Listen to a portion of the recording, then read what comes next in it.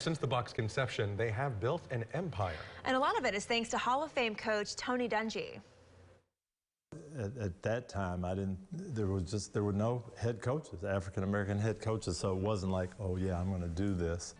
Yes, he turned the program around in the late 90s, then made history with the Indianapolis Colts as the first black NFL coach to win a Super Bowl. Deanne King sat down with him to discuss his life and legacy. Hey, good morning, everybody. So Tony Dungy, he is living history after breaking several racial barriers, yet with more than 40 years of NFL experience, he's kept his faith, family, and selflessness at the forefront. But I remember exactly what I was thinking. Born one generation after segregation, racism was reality for Tony Dungy's parents. He said he walked past all white schools to end up teaching in all black schools. The two school teachers raised Dungy in Jackson, Michigan. I can remember watching with my dad on a little black and white TV, and George Wallace was the governor of Alabama, and he was stopping these two African-American students from entering the school. And he said, we'll never have Negro students at this school. And I was probably 9, 10, asking my dad, what is this all about?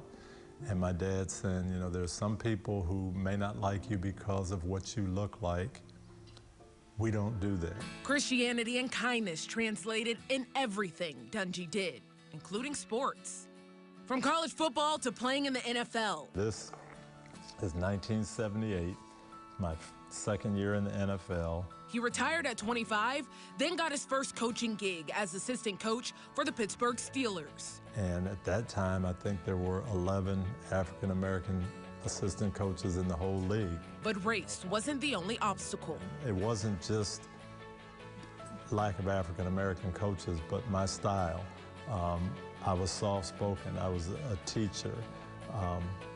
As a Christian, I wasn't one of those guys who was going to yell and scream, and that's what a lot of owners wanted at that time or thought they needed.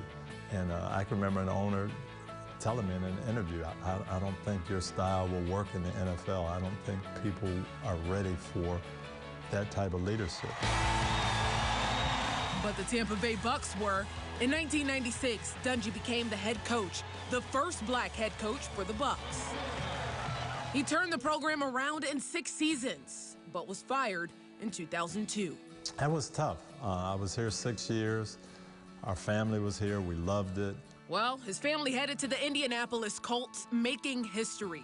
In 2007, he became the first black head coach to win the Super Bowl.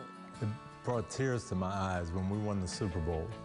And my dad's first teaching job is in Arlington, Virginia, and he can't ride on the bus, and he can't go to certain places, and he can't teach in certain schools. And one generation later, we win the Super Bowl, and I'm invited by the president to bring my team to the White House. And I'm sitting in the first seat, in the first bus. It just made me laugh almost, you know. That this is what my dad was talking about. You just work and do what you're supposed to do, and you'll make a difference.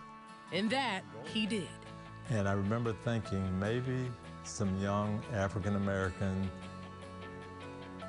men and women are going to watch this and say, I can do more than just play. Maybe I can coach the team. Maybe I can own the team. Maybe I can be the general manager.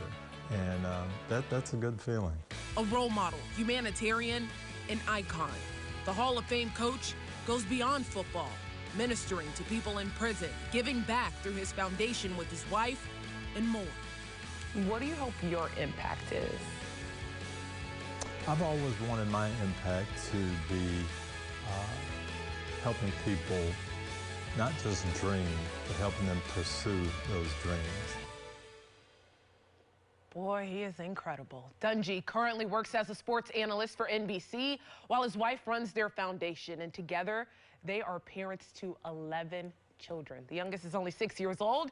So as for what's next, he says he is praying and seeing what God has in store. And if you ask anybody, and I mean anybody, about Tony Dungy, nothing but good things to say. Oh, yeah. So Class much act, respect. always. Yep, exactly. He's got his hands full, though. He does have his hands Big full. family. 11 kids. Especially especially with this foundation. I mean, him and his wife are so active with their foundation. It is incredible the work that they are doing up until this point, while also still being an analyst, being a dad, you name it. I love it. All right, great story. Thanks, Dan.